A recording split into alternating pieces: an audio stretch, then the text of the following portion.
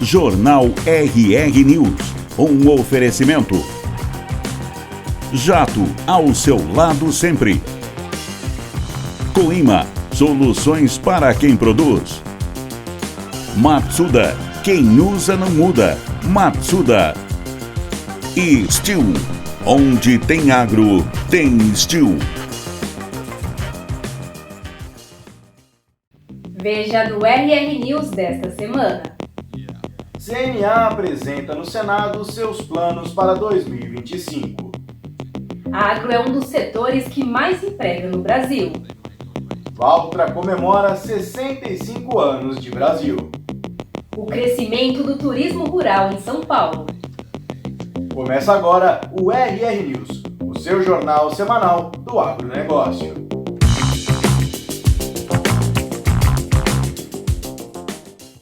A CAT vem fomentando a exploração do turismo rural no estado de São Paulo. Para confirmar o potencial da atividade, ela abriu as portas de uma propriedade em Mogi das Cruzes, onde a harmonia entre produção agrícola e lazer saltam aos olhos. Eu sou a terceira geração, começou com meu avô, meu pai construiu tudo isso aqui e eu estou tentando continuar. Estamos aqui há 56 anos, produzindo só uvas, e hoje, com o decorrer do tempo, tivemos que diversificar a produção aqui. O morango é um trabalho recente ainda, eu estou no segundo ano ainda, no sentido de escalonar a renda daqui do sítio, porque o morango nós conseguimos colher aqui no inverno, né? Onde a uva termina, a safra da uva, já entra o morango, e onde ajuda na renda aqui do sítio. O BRICS aqui é um fator muito importante, onde a gente não pode esquecer do sabor originário da fruta. Então nós investimos aqui em estrutura, né, que é a estufa, é tudo coberto com plástico, e protegendo o fruto, a gente consegue colher o fruto na época certa. Então, nesse sentido, a gente consegue trabalhar o BRICS dele correto, né? Conseguindo aquele sabor original dele. Nós tentamos fazer aqui o escalonamento, né, da produção através de podas, porém, nesses 2 últimos anos a gente está tendo uma dificuldade de fazer esse escalonamento devido ao clima, que mudou muito. Então hoje eu estou fazendo esses testes da cobertura dos cachos, né? No caso da uva Itália é para dar uma atrasada na maturação dela, são testes ainda, e no caso dessa uva preta aqui, na verdade é mais para selecionar. Esses que estão cobertos aqui são os cachos de primeira, que aí na hora de colher fica mais fácil para a gente fazer a colheita também. E incrementamos aqui agora o turismo rural, né? Que a gente começou a fazer o trabalho do turismo por conta do mercado, onde a cada ano que passa fica mais difícil a comercialização. Então implementamos aqui o turismo para ver se a gente consegue escoar um pouco mais a nossa produção. Como nós temos o trabalho aqui semanal na roça, né, no campo, então nós trabalhamos somente aos sábados e domingos, e juntamos aí um grupo de no mínimo 30 pessoas, no máximo 50, que é onde a estrutura consegue acomodar todo mundo, e somente através de reservas, né? Aí a gente começou, tinha uma amiga que cozinhava e vinha ajudar a gente, que a gente não tinha nem nada para fazer tanta coisa, né? Para tantos clientes. Aí hoje em dia não, eu já peguei as manhas, para quem nunca cozinhava, hoje em dia eu já domino, graças a Deus, a cozinha. A gente faz sempre bolos de mandioca, bolo de tapioca, bolos de uva, de maracujá, um monte de coisas gostosas, saladas de frutas, bem naturais. E um dado que impressionou a gente foi que em 543 municípios já existe alguma prática de turismo rural. São 84% dos municípios paulistas praticando turismo rural, tá? O produtor que quer mergulhar mais nesse universo, quer entender um pouco melhor, existem publicações técnicas, o próprio levantamento está disponível para download no site da CAT, juntamente com um documento chamado CAT Responde, com perguntas e respostas voltadas para o turismo rural. Que para quem está na cidade às vezes faz muita falta, é um tesouro, né? E trazer as pessoas para celebrar isso, para partilhar isso, para visitar esse lugar lindo, né? Turismo rural é isso, é uma possibilidade de ganho para o produtor, mas um ganho social, um ganho de uma experiência muito grande para quem vem visitar também, né? Turismo rural é isso, é uma possibilidade muito grande para o produtor e um ganho cultural muito grande para o nosso estado.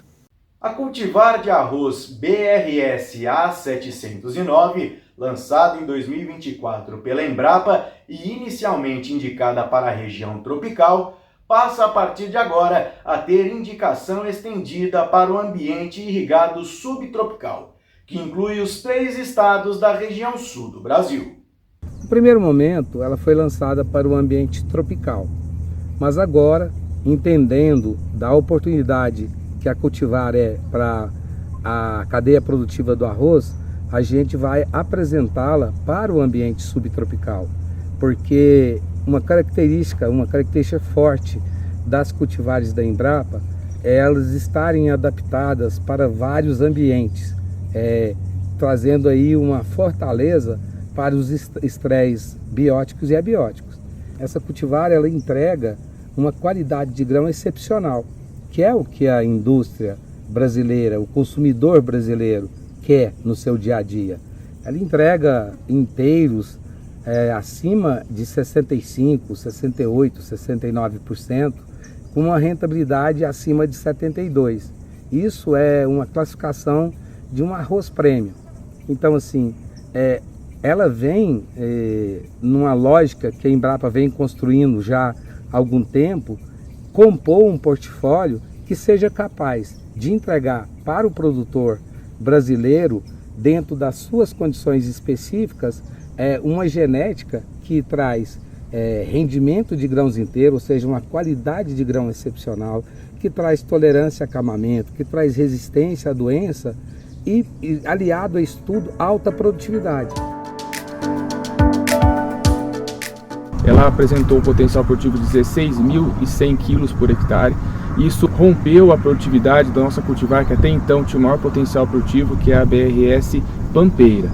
E também ela traz um incremento com relação à qualidade industrial. É um material que traz um grão prêmio com a maior translucidez dentro do nosso portfólio.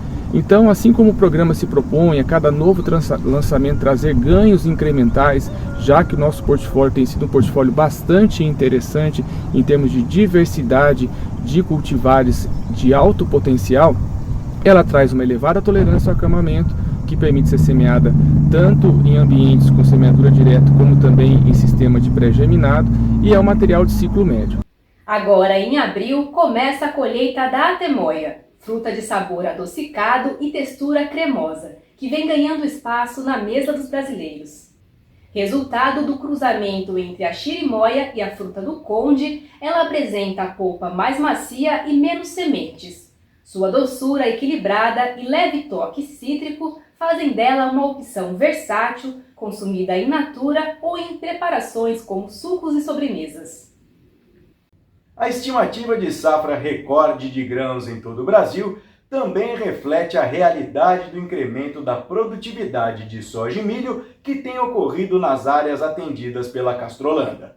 Nos estados do Paraná e São Paulo, as expectativas apontam que a cooperativa deve ter mais de 547 mil toneladas de grãos colhidos. Para a safra 2024-2025, a Castrolanda estima uma safra recorde, em torno de 548 mil toneladas de grãos, sendo com uma produtividade em torno de 75 sacas por hectare na média de produtividade de soja.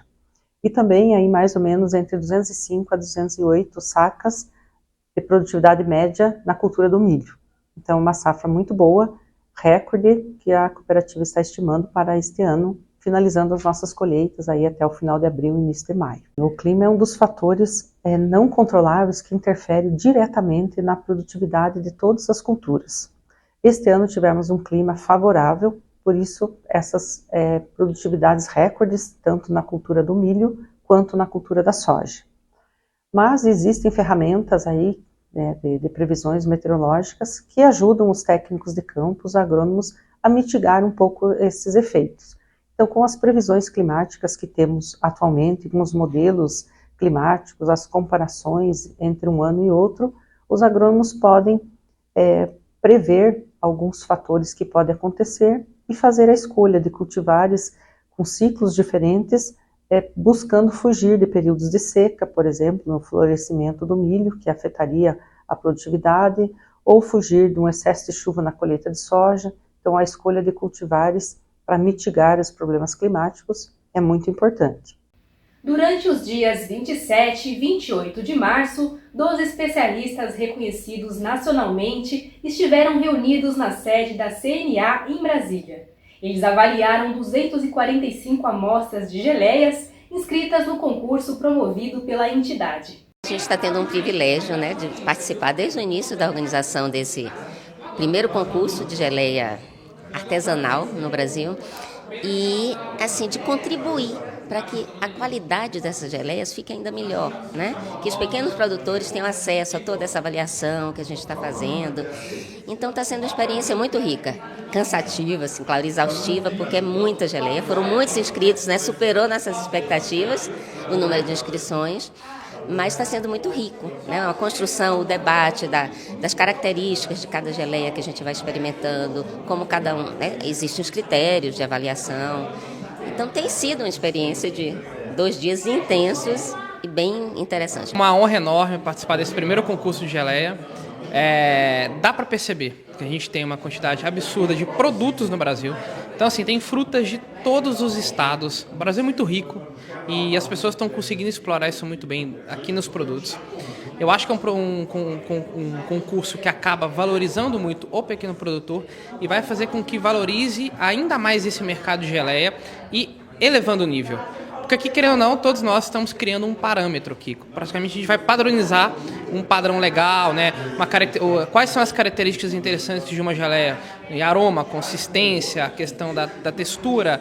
Eu acho que vai ajudar muito a esses produtores aqui a desenvolverem todos os produtos que eles estão fazendo.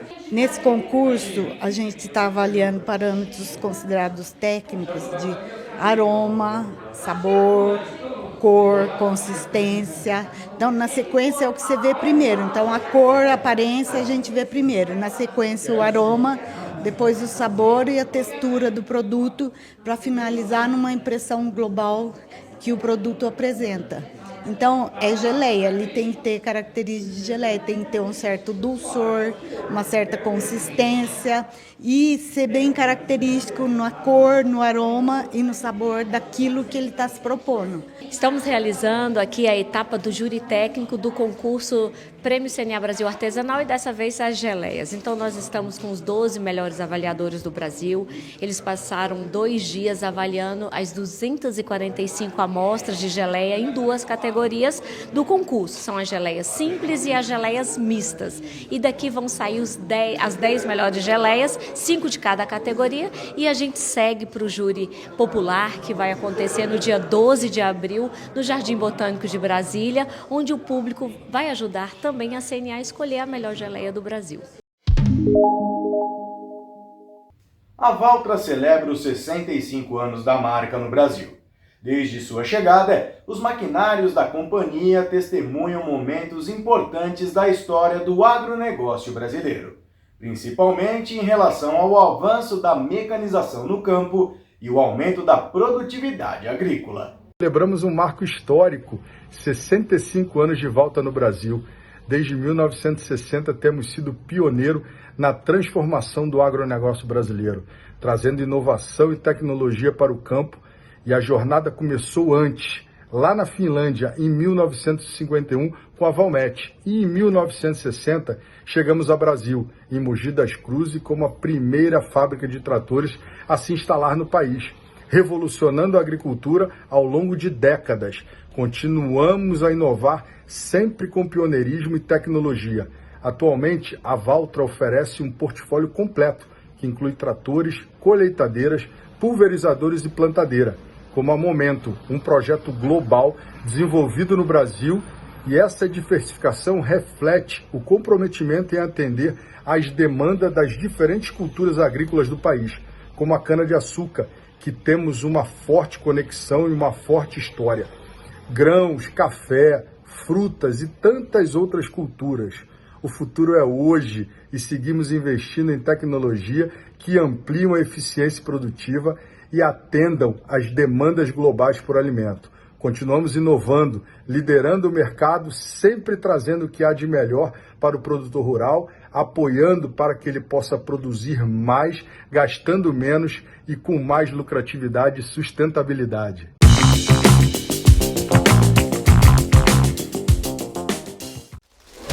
Chegou o Ruralflix, um novo serviço de streaming inteiramente voltado para o agronegócio.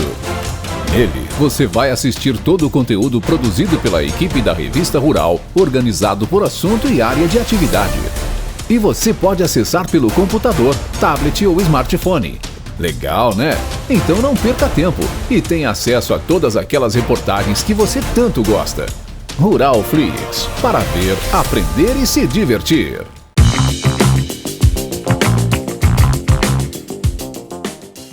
A Confederação Nacional da Agricultura apresentou esta semana no Senado Federal a Agenda Legislativa do Agro para 2025.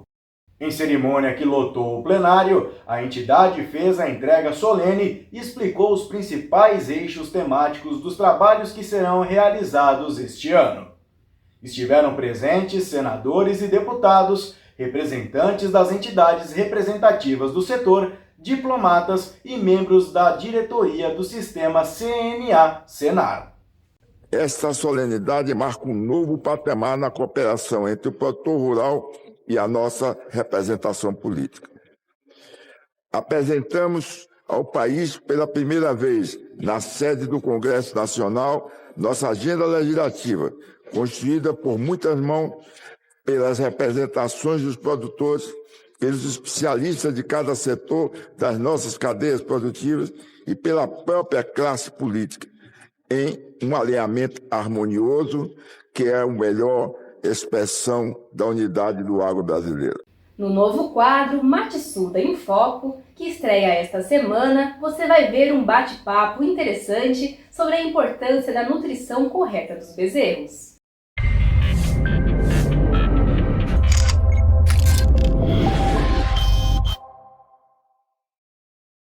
Oi gente, tudo bem? Começa agora mais um Matsuda em Foco, direto do campo. Nós estamos aqui na Chácara Santa Sofia, localizada em Álvares Machado, no interior do estado de São Paulo. E a gente veio aqui bater um papo com o médico veterinário Marco Antônio Finardi. Hoje vamos falar de nutrição de bezerros, como alavancar o desenvolvimento da bezerrada. Marcos, seja muito bem-vindo. Olá, Sueli, muito obrigado. E olá aos amigos que nos acompanham pelo Matsuda em Foco. Bom, então quais são os principais nutrientes que os bezerros precisam nos primeiros meses de vida para que eles tenham um desenvolvimento saudável? Bom, Sueli, os bezerros nos primeiros meses de vida necessitam de todos os nutrientes que qualquer animal vivo necessita. Ou seja, eles precisam de proteína, precisam de energia, precisam de minerais, precisam de vitaminas, tá? E logicamente a gente sabe que o primeiro alimento que esse bezerro receberá na sua vida e receberá esses nutrientes através desse alimento é o leite. Então o leite fornecerá a esses animais a proteína necessária através dos aminoácidos, a energia necessária através de carboidratos, os minerais contidos aí também dentro desse leite, assim como também as vitaminas. Mas é importante nós lembrarmos que é necessário que nós tenhamos um grande cuidado de tornar esses animais ruminantes o quanto antes. Exatamente porque a quantidade desses nutrientes fornecidos pela mãe para o bezerro não vai atender totalmente o requerimento por um longo período de tempo. Haja vista que quanto mais o bezerro cresce, quanto mais o bezerro se desenvolve, maior tornam-se o quê? Os seus requerimentos. E quanto mais nós buscamos explorar o potencial produtivo, ou seja, fazer com que esses animais apresentem uma maior taxa de crescimento, uma maior taxa de ganho de peso, logicamente isso aumenta muito o requerimento nutricional desses animais.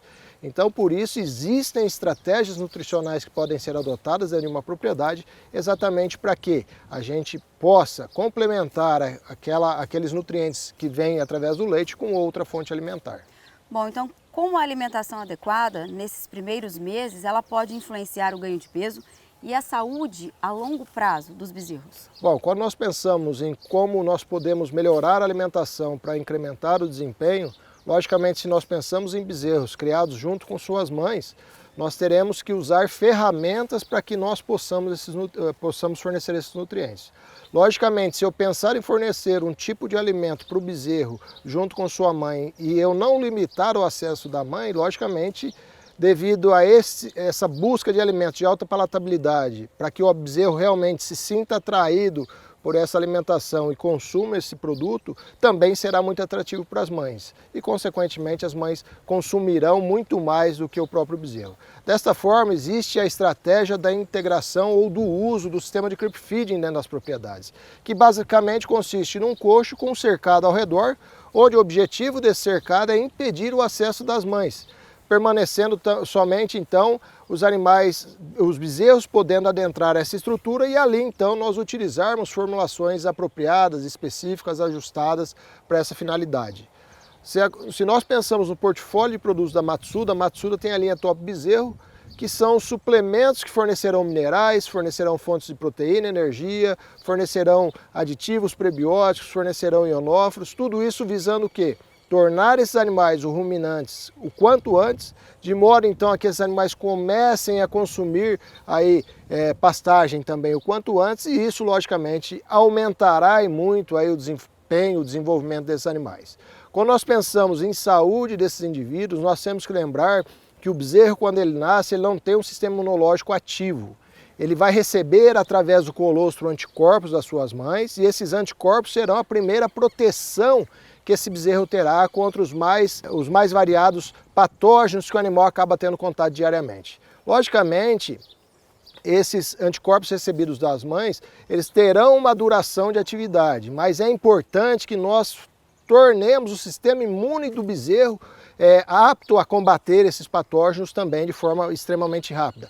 E por isso, quando nós trabalhamos fornecendo uma carga de microminerais principalmente elevada, através de uma suplementação como a feita no sistema de creep feeding, logicamente isso promove uma melhoria do desenvolvimento do sistema imune desse bezerro, principalmente quando nós pensamos em memória imunológica, ou seja, aquela imunidade específica para cada um dos patógenos que o animal acaba tendo contato, e isso então leva ao quê? Ao animal muito mais eficiente, se pensando no seu sistema imune, ou seja, animais então que terão uma capacidade de combater os patógenos muito mais eficiente, e isso leva ao quê? A uma diminuição na susceptibilidade desses animais em adoecerem.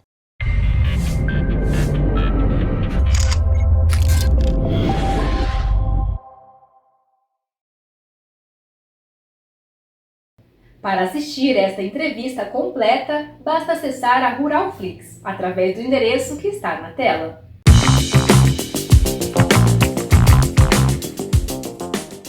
O estado do Paraná apresentou uma nova variedade de feijão que chega ao período de colheita em 87 dias. O IPR Tapicuru possui potencial produtivo superior a 4,5 toneladas por hectare e oferece estabilidade em diferentes condições de cultivo.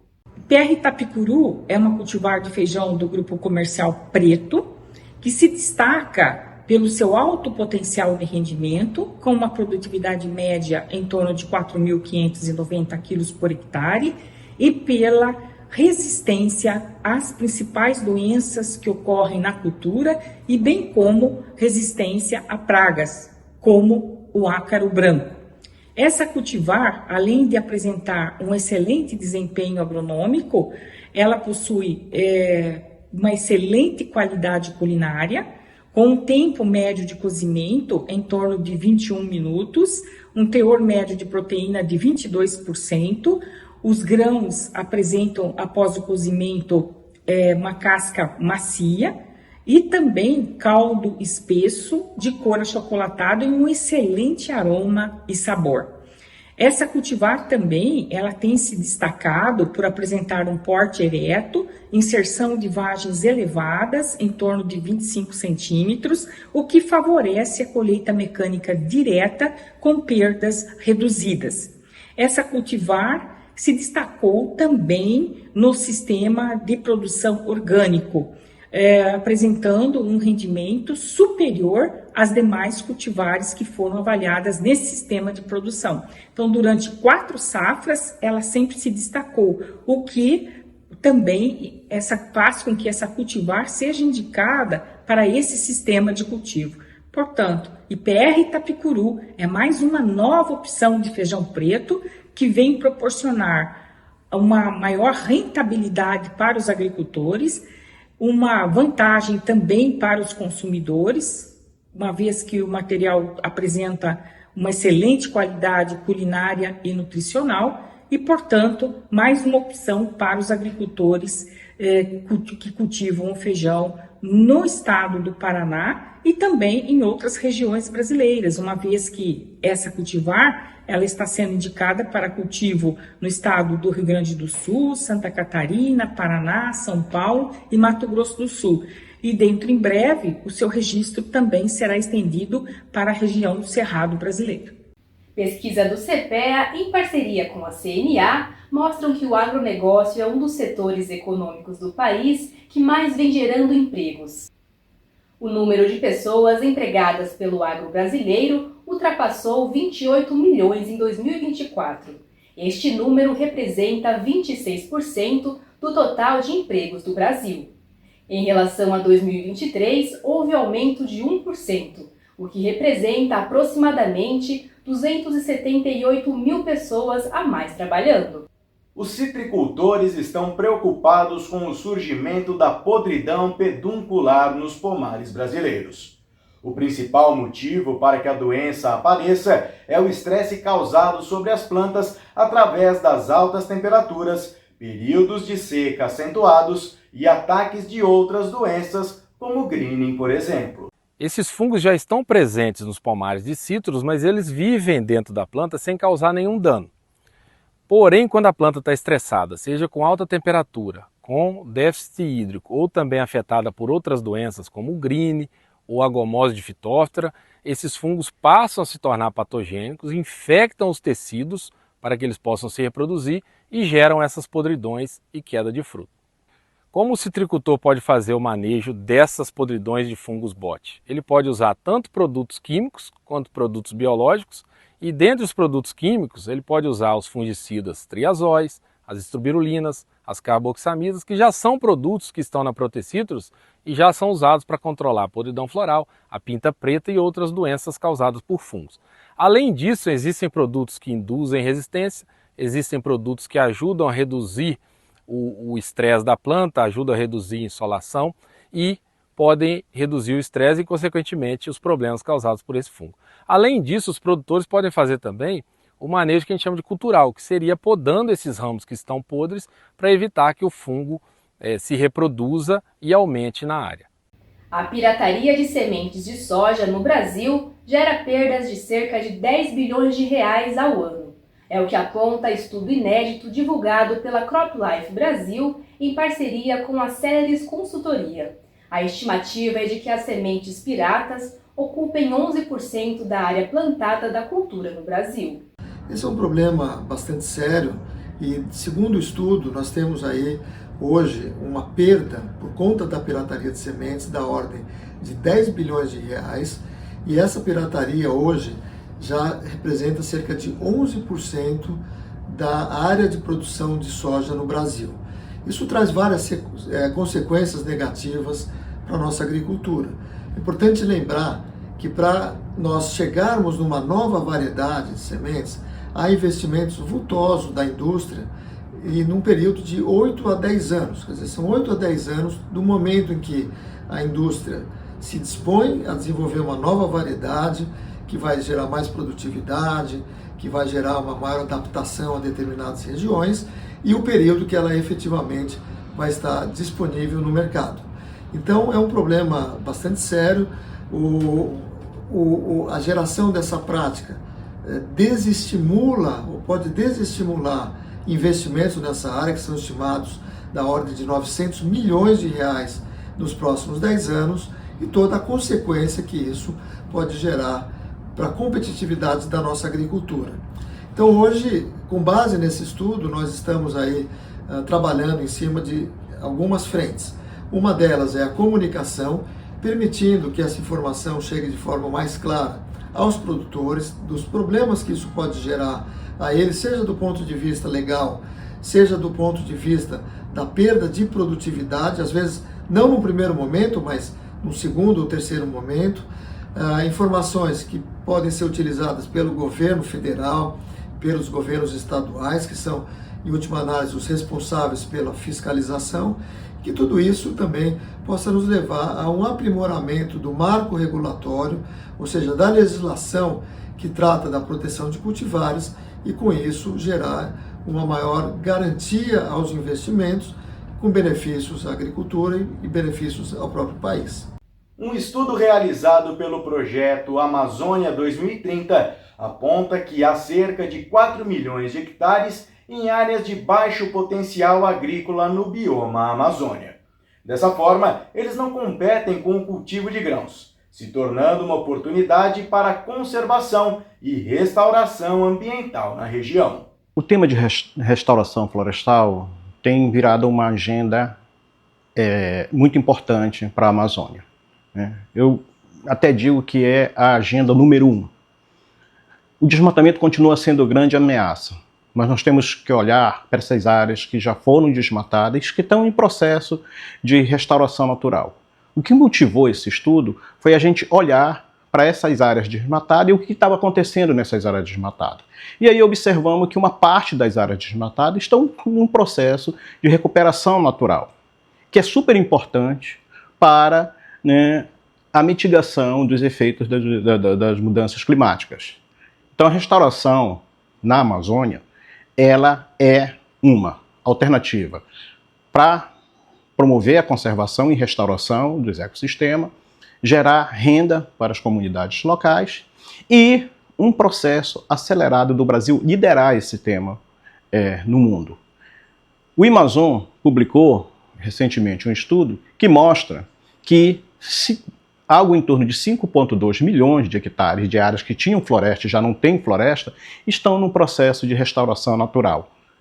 E que 4 milhões estão sem competição agrícola. Quer dizer, áreas que tinham floresta, não têm floresta, estão se recuperando e não sofrem pressão da atividade agrícola porque são de baixa aptidão agrícola.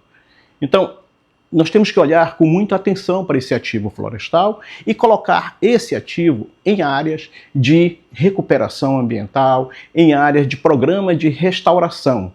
O que é super importante é proteger essas áreas. Embora o 5.2 seja uma boa notícia, a má notícia é, primeiro, que essas áreas não deveriam ter sido desmatadas, e segundo, que nós estamos perdendo a área de vegetação secundária. Se nós compararmos com os dados de 2019, eram 7,2. Então nós perdemos algo em torno de 2 milhões de hectares nesses 4 anos. Então, primeiro, precisa essas áreas estarem monitoradas. Essas áreas têm que ser inseridas nos cadastros ambientais rurais, como um ativo florestal em processo de restauração. Que se promova uma grande campanha de valorizar essas áreas. Do ponto de vista de inserir em programas de recuperação ambiental, de serviços ambientais, e até no futuro, como um ativo para carbono. Então existe uma série de possibilidades que pode ser fortalecida em política pública para que essas áreas sejam valorizadas e gerem, além do seu papel de conservação, também recursos, principalmente para essas comunidades locais. O Brasil se comprometeu com uma meta de recuperar algo em torno de 12 milhões de hectares de restauração florestal. Nós estamos dizendo aqui que temos 4 milhões já em processo adiantado de recuperação a partir da vegetação secundária. Então, nós temos aí 1/3 da meta, que pode ser de maneira rápida, de maneira mais barata, e que pode dar escala. Porque além dessas áreas que já têm vegetação secundária, mapeamos também que na Amazônia nós temos algo em torno de 29 milhões de hectares de áreas que foram desmatadas com baixa aptidão agrícola. né, e que podem ser, novamente, isoladas para que ocorra o processo de recuperação natural dessas áreas. O RR News vai ficando por aqui. Uma ótima semana para você e até a próxima!